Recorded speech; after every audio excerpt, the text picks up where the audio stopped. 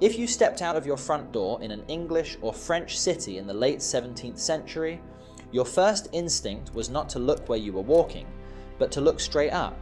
Above you, 3 or 4 stories high, windows would creak open into the morning fog. There was rarely a warning shout, perhaps a hasty, garbled cry of "Gardez-l'eau" from the French garde à l'eau, meaning "watch out for the water," before the contents of an entire household's overnight excretion came plummeting down into the narrow street below.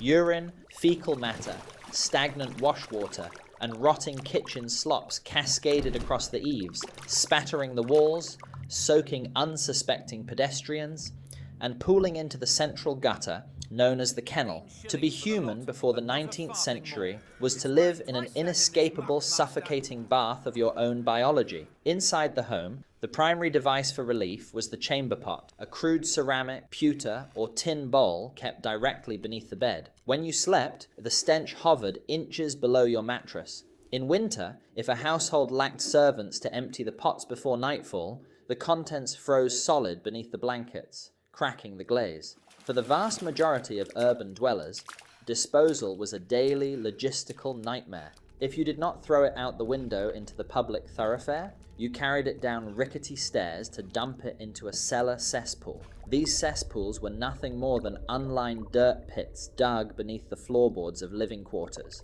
Over decades, the porous soil would saturate. The liquid waste seeped through cellar brickwork, poisoned adjacent drinking wells, and turned basement floors into churning, bubbling bogs of black fermentation. Even the grand fortifications of the medieval era were designed around sheer biological desperation. Castle lords relieved themselves in garderobes, narrow, freezing stone closets cantilevered over the castle walls. Waste dropped down vertical shafts directly into the surrounding moat, coating the exterior masonry in black streaks of bile and rot. The defensive water barrier, designed to protect a kingdom, was, in reality, a stagnant pool of human sludge that could be smelled miles before a traveller ever saw the fortress towers. This squalor was far worse than the communal indignities of antiquity.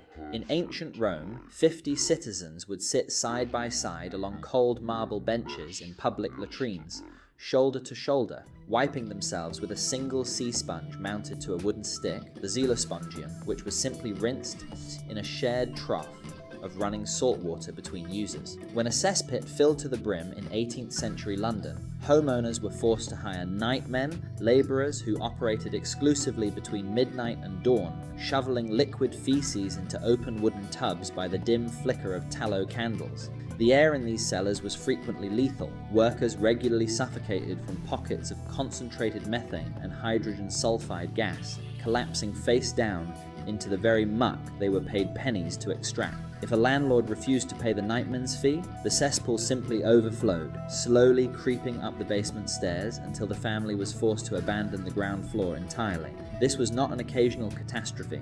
It was the baseline operating condition of human civilization. Cities were vast, open-air septic reservoirs where millions lived, ate, and slept, suspended mere inches above their own decomposing waste. For centuries, the terror of human waste was not rooted in bacteria or microbes, concepts entirely unknown to science, but in the omnipresent ghost of miasma. The prevailing medical doctrine insisted that disease was generated spontaneously by foul odors.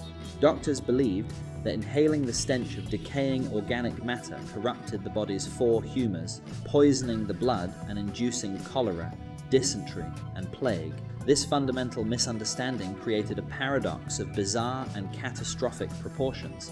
Because people believed the smell itself was the pathogen, medical authorities expended immense energy attacking the air rather than cleaning the ground. During outbreaks of epidemic disease, town councils ordered massive bonfires of coal, pitch, and sulfur to be burned in street intersections day and night, choking the population in toxic smoke to neutralize the fecal fog. Wealthy citizens walked through public thoroughfares pressing pomanders, hollow silver spheres packed with cloves, musk, and dried citrus, tightly against their noses, convinced that as long as they smelled perfume instead of excrement, they were biologically invulnerable. Doctors prescribed bloodletting, powdered toadstones, and the smoking of harsh tobacco leaves inside latrines to create a defensive cloud against the deadly ambient vapor. Worse still were the early plumbing experiments born from this pseudo-scientific panic. When rudimentary vertical drain pipes were first installed in affluent multi-story buildings, they were designed as straight, open vertical chutes connecting indoor seats directly to the subterranean cesspool below. The physical result was catastrophic. The warm, heated air inside the upper floor living quarters acted as a natural chimney.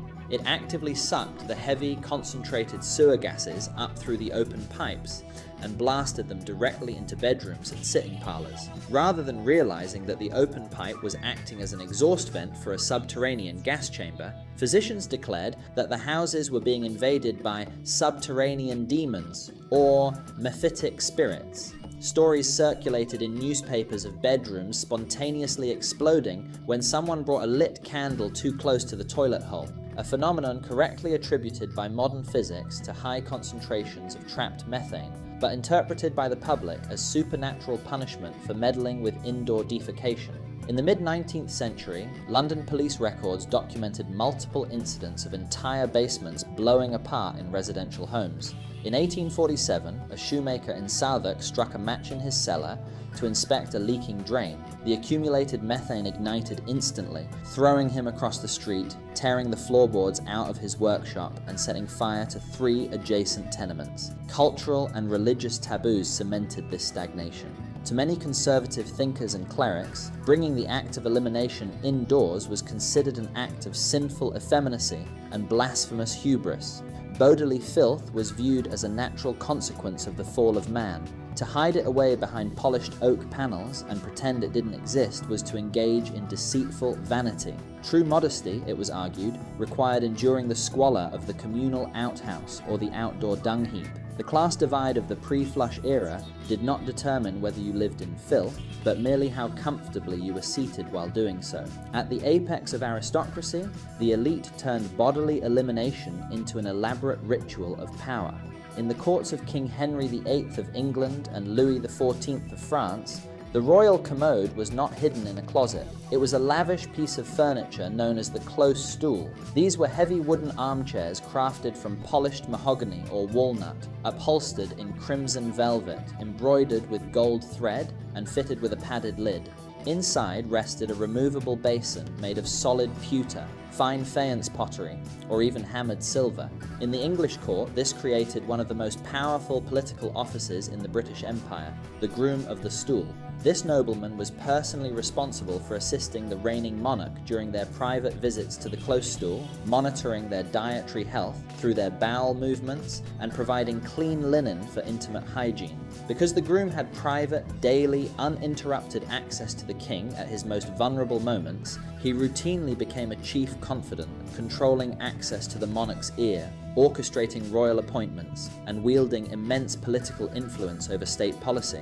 In the French court, this gave rise to the lever du roi, the morning rising ceremony. King Louis XIV routinely conducted official state business, received foreign ambassadors, and issued royal decrees while seated upon his velvet close-stool. To be invited into the royal presence while the monarch relieved himself was considered one of the highest social honors in Europe. Yet behind this veneer of gold leaf and silk, the reality was sickeningly chaotic. The Palace of Versailles, home to thousands of nobles, had virtually no permanent latrines. Courtiers simply lifted heavy tapestries to urinate against the marble walls, or squatted in stairwells, fireplaces, and behind ornamental statues in the gardens. Servants carried overflowing chamber pots through crowded banquet halls, leaving dripping trails across polished parquet floors. For the working poor and urban labourers, life was entirely stripped of this decorative theatre. In industrial boomtowns like Manchester, Leeds, and Whitechapel, rapid urbanisation outpaced sanitation by a factor of decades. Single streets of 200 people often shared a single, rotting wooden outhouse built directly over an unpaved ditch.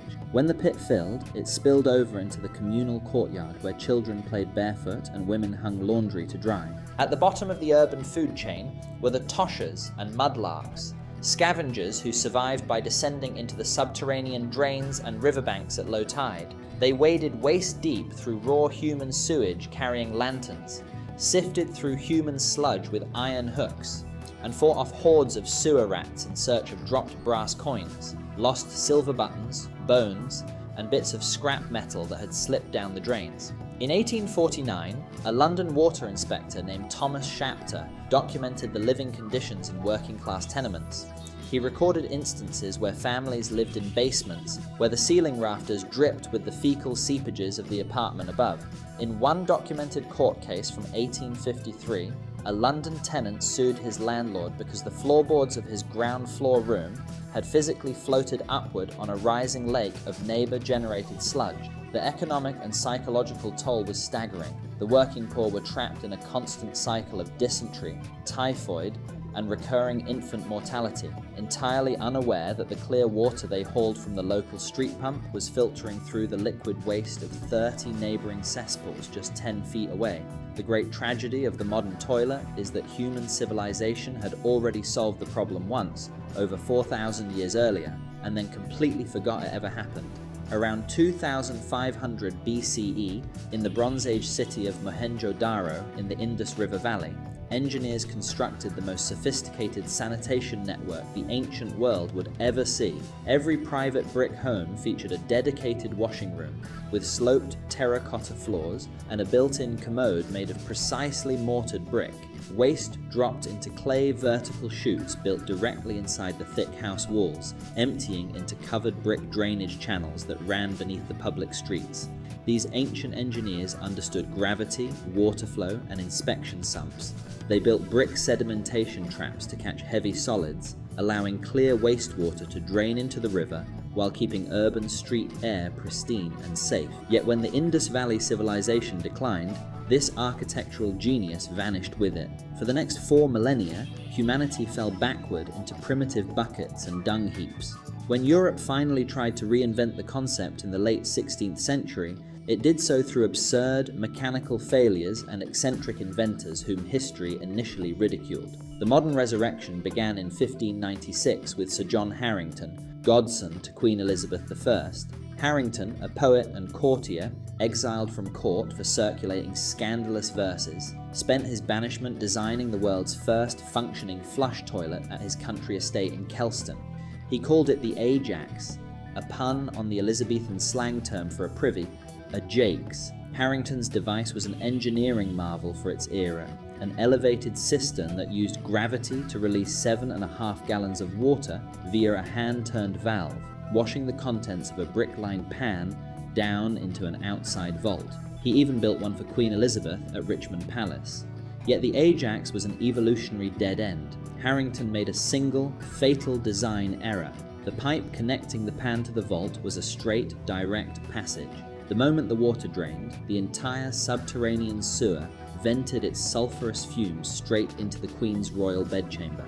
Elizabeth refused to use it, complaining that the roar of the water was deafening and the resulting stench was worse than a common bucket. Harington was mocked by his peers, published a satirical pamphlet defending his invention, and never built another. Throughout the 17th and 18th centuries, dozens of inventors across France and Germany attempted to solve the seal problem using mechanical flap valves, weighted sliding plates, and spring-loaded brass traps. Every single one failed. Within days of installation, corrosion, calcification, toilet paper, and solid matter jammed the mechanical flaps open. The valves stuck, the seals broke, and the sewer fumes flooded the living spaces with vengeful intensity.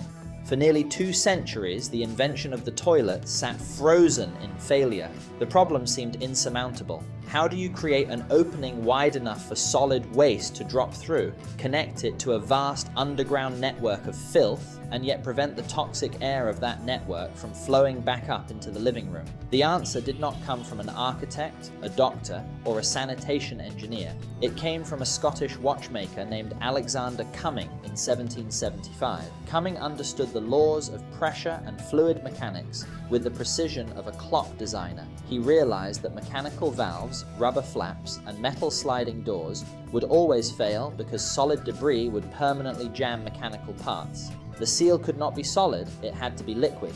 Cumming bent the drain pipe. By shaping the pipe directly beneath the toilet bowl into an S-curve, Cumming exploited a simple physical law. When the toilet was flushed, water rushed through the curve, scouring the pan clean. But when the flow stopped, gravity forced a small volume of clean water to settle permanently in the lower dip of the pipe. That small pool of resting water acted as an impenetrable, airtight liquid cork. Heavy sewer gases could not push through the water barrier. The air inside the home remained completely isolated from the air inside the sewer. It was one of the most transformative geometric discoveries in human history. A single, elegant curve in a piece of lead pipe that instantly dismantled the barrier between civilization and indoor sanitation. You would expect Cumming's S-trap to trigger an immediate, worldwide sanitary revolution. Instead, it triggered one of the greatest environmental catastrophes the British Empire had ever seen. Throughout the early 1800s, British manufacturers iterated on Cumming's design.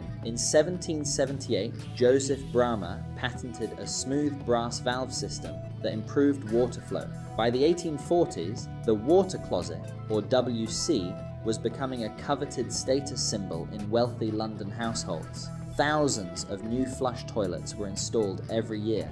The problem was that no one had upgraded the infrastructure outside the houses. The new flush toilets were simply hooked up to the old porous neighborhood cesspools. A chamber pot held 2 quarts of liquid. A flush toilet dumped 5 to 10 gallons of water down the pipe every single time it was pulled. Within months, millions of gallons of water flooded London's outdated cesspools, causing them to erupt through basements, burst through street pavements, and completely overwhelm the soil. In 1854, during a devastating cholera outbreak in Soho, an observant physician named Dr. John Snow mapped individual deaths house by house. He discovered that the epicenter of the outbreak was not bad air, but the Broad Street public water pump. A mother had washed the soiled cloth diapers of an infected infant into a leaking cesspool, which sat mere feet away from the public well. The newly popular indoor flush drains were actively channeling pathogenic sewage straight into the city's drinking supply. Panicked, the British government passed a disastrous law in 1848. All private cesspools were ordered closed, and all household drains were mandated to connect directly to the existing stormwater sewers, which emptied straight into the River Thames. The Thames, which was also the city's primary source of drinking water, instantly transformed into a thick, putrid ribbon of raw human sewage. The crisis reached its boiling point in the scorching summer of 1858, an event forever known as the Great Stink. The heat wave caused the river to ferment. The stench became so overwhelming that the sessions of Parliament were disrupted. Lawmakers soaked the window curtains in carbolic acid to neutralize the smell, held handkerchiefs over their faces, and eventually fled the building entirely. Only when the aristocracy's own nostrils were assaulted did the government act. In an emergency session, Parliament granted civil engineer Joseph Bazalgette the modern equivalent of billions of dollars to construct an unprecedented masterwork.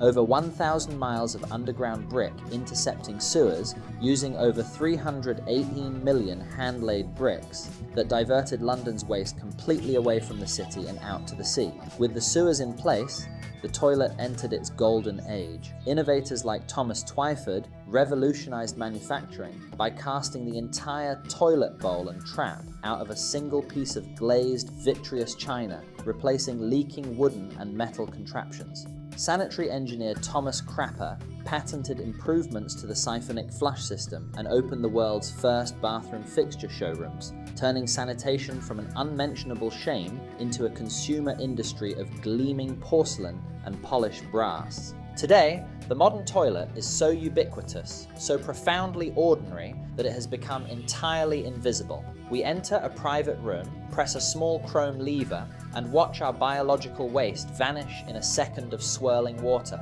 We do not think about where it goes. We do not smell the miles of subterranean tunnels running beneath our feet. We do not worry that a pocket of flammable methane will seep through our floorboards and suffocate us in our sleep, or that the glass of water we pour from the kitchen tap passed through our neighbor's cellar an hour earlier. We tend to measure human progress through our most spectacular achievements: the split atom, the digital computer, the steam turbine, or spaceflight. But none of those achievements would have been possible without the vent pipe. Without the water closet, large-scale urbanization is biologically impossible. You cannot build a skyscraper, an industrial metropolis, or a global financial hub if every resident is keeping a bucket of waste beneath their bed and dumping it into an unlined pit in the basement. The modern city did not become habitable because of electricity or steel. It became habitable because we learned how to isolate ourselves from our own deadly chemistry. Yet this divide is a remarkably fragile historical luxury. Even today, billions of people across the globe still live without safe, managed sanitation, navigating the very same biological perils that paralyzed Victorian London and medieval Europe. Every time you flush a modern commode, you are operating a piece of technology that single-handedly broke a 5,000-year cycle of urban plague, eliminated cholera from the developed world, and doubled human life expectancy. Behind the quiet, porcelain fixture in your bathroom lies the blood, filth, and desperation of hundreds of generations of human beings who lived and died in a world we have thankfully and completely forgotten.